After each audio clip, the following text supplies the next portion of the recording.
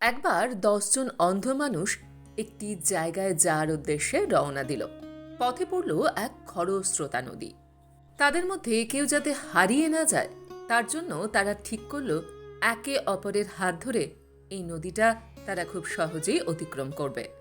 অনেক কষ্টের পর তারা সবাই নিরাপদে নদীটা পার হলো। তারপর তারা ভাবল, আমরা প্রত্যেকেই এপারে পৌঁছেছি কিনা তাহলে একবার গুনে ঠিকঠাক মতো দেখা যাক। প্রথমে একজন অন্ধ ব্যক্তি প্রত্যেককে গুনল, কিন্তু বেরোলো মাত্র 9 জন। এরপর প্রত্যেকেই গুনল, কিন্তু প্রত্যেকবারই তারা শুধুমাত্র 9 জনকে গুনে পেল। এরপর তারা প্রত্যেকেই খুবই হতাশ হয়ে পড়ল। তারা ভাবল, তাদের মধ্যে একজন হয়তো নদীর স্রোতে হারিয়ে গেছে। এই ভেবে তারা সবাই খুবই দুঃখিত হয়ে পড়ল। কি করবে কিছুই বুঝে উঠতে পারছিল না। কিছুটা দূরে একজন ব্যক্তি নদীর ধারে বসেছিল। তারা অন্ধদের এই দৃশ্য দেখে খুবই অবাক হয়ে গেল। তারা ওই মানুষদের কাছে এসে জিজ্ঞাসা করলো কি হয়েছে। তারা তখন তাদের সমস্ত ঘটনা খুলে বলল।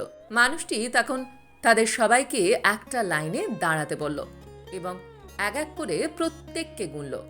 বলল, কই, তোমরা তো 10 জনই আছো, তোমাদের মধ্যে কেউই তো হারায়নি। তখন ওনাদের মধ্যে একজন অন্ধ ব্যক্তি বলে উঠলেন, সে কিভাবে সম্ভব?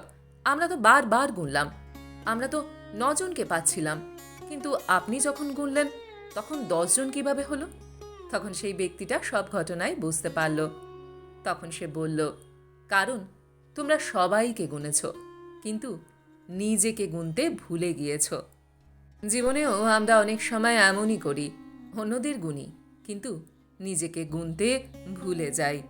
আমরা সবসময় অন্যদের কথা ভাবি, অন্যদের ভালো থাকা, খারাপ থাকা, ভালো লাগা, খারাপ লাগা সব কিছু সবসময় ভাবি, কিন্তু নিজের কথা আমরা নিজে কি সবসময় গুনতে পারি? নিজের অন্তরাত্মার চাহিদা, নিজের অন্তরাত্মার ভালো থাকাকে কি সবসময় আমরা গুরুত্ব দিই? অন্যদের কথা ভাবা অবশ্যই কর্তব্য আমাদের, কিন্তু সেই সঙ্গে নিজেদের ভালো রাখার দায়িত্ব নিজেদেরকেই নিতে হবে।